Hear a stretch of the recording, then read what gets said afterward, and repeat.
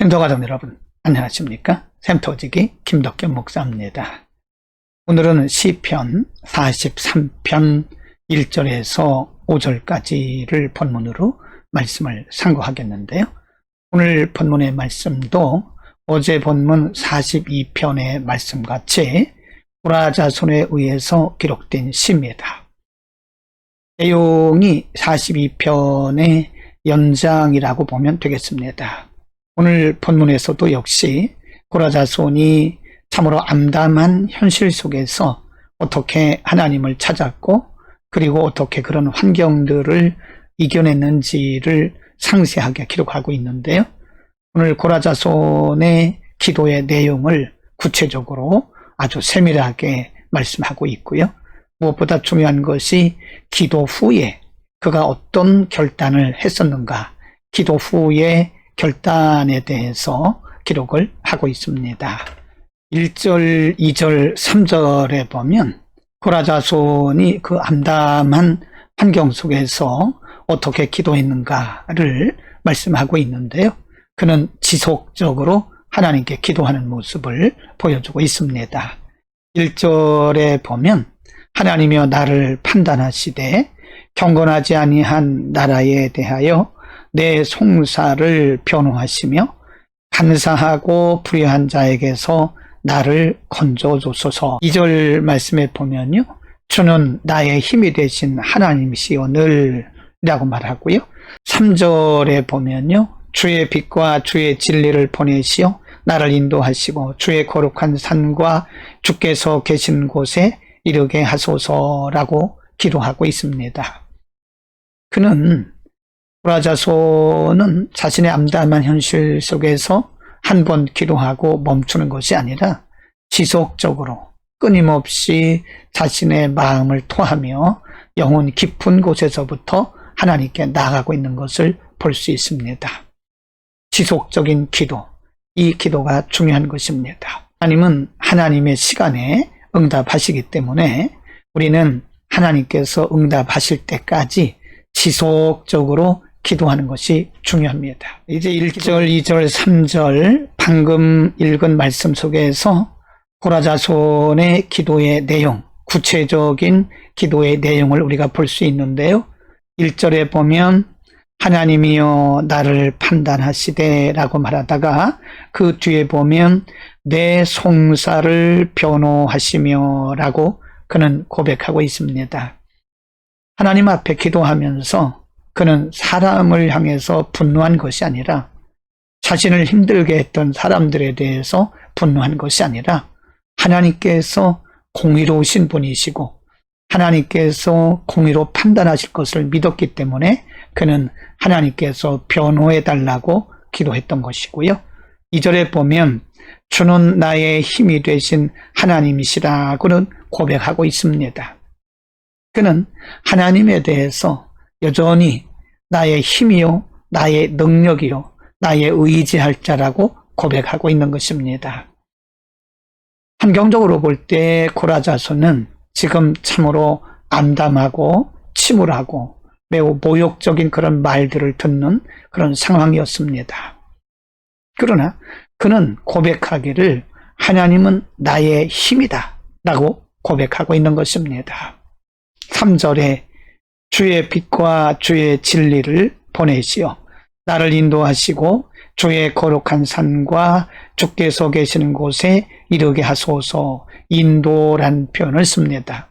그는 하나님께서 인도자 되심을 믿고 있었습니다. 여러분 그렇습니다. 우리가 하나님 앞에 나아가 기도할 때는요, 막연하게 기도하는 것이 아니라 우리의 기도의 대상이신 하나님이 어떤 분이신가를 우리가 믿음으로 알고 고백할 때 우리의 기도가 힘이 있는 것이고 또 하나님께서 응답하실 때까지 기다릴 수가 있는 것입니다. 이제 4절과 5절에서 고라자손은 하나님 앞에 기도한 이후에 자신의 결단, 자신의 신앙적 결단에 대해서 기록을 하고 있는데요. 4절 말씀에 보면 그런즉 내가 하나님의 제단에 나아가 나의 큰 기쁨에 하나님께 이르리이다. 하나님이여 나의 하나님이여 내가 수금으로 주를 찬양하리이다. 우리말 옛날 번역에는 극락의 하나님이라 그랬는데 요즘 번역에는 하나님의 제단이라고 번역을 합니다. 하나님의 제단은 하나님의 임재를 상징합니다. 저는 현실적으로 여전히 변한 것이 없습니다만은 하나님께서 하실 것을 믿고 하나님을 신뢰하면서 하나님의 임재 앞에 1절에 보면 큰 기쁨에 하나님께 나아간다고 그는 결단하고 있습니다. 5절 말씀, 내 영혼아 내가 어찌하여 낙심하며 어찌하여 내 속에서 불안해하는가. 너는 하나님께 소망을 두라. 그가 나타나 도우심으로 말미암아 내 하나님을 여전히 찬송할 것이다. 어제 본문 5절과 11절에서 후렴과 같이 읊었던 것처럼 오늘 본문 5절 속에서도 지금 고라자손은 자신의 영혼에 대해서 지금 스스로 말하고 있는 것입니다. 이것은 자신의 마음이 확정되었다고 하는 자신의 신앙적 결단을 의미하기도 합니다. 여러분, 우리가 기도 후에는 반드시 이런 고라자손과 같은 이런 믿음의 결단과 고백 그리고 확신이 필요한 것입니다. 기도하고 우리가 의심하거나 기도하고 우리의 중심이 흔들리는 것은 하나님에 대한 온전한 신뢰가 아니기 때문에 그런 것입니다. 하나님 앞에 기도하는 우리들은 하나님께서 하실 것을 믿고 그분의 때를 기다리면서 하나님을 향한 확신 그리고 하나님의 임재 앞에 기쁨으로 나가는 것이 필요합니다. 오늘 본문에서 우리가 살펴보았듯이 여전히 이 고라자손의 삶의 현장은 그의 환경은 바뀐 것이 없습니다. 여전히 신앙적 조롱을 받고 있었고요. 여전히 그는 성전 밖에서 지금 방황하고 있었습니다. 그러나 나의 힘이 되신 하나님, 인도하시는 하나님, 그리고 기쁨을 주시는 하나님 앞에 하나님의 거룩한 임재 앞에 믿음으로 나아가겠다고 그는 결단하고 또 확신하고 있는 것입니다. 기도는 하나님의 때를 기다리는 믿음이기도 하고요.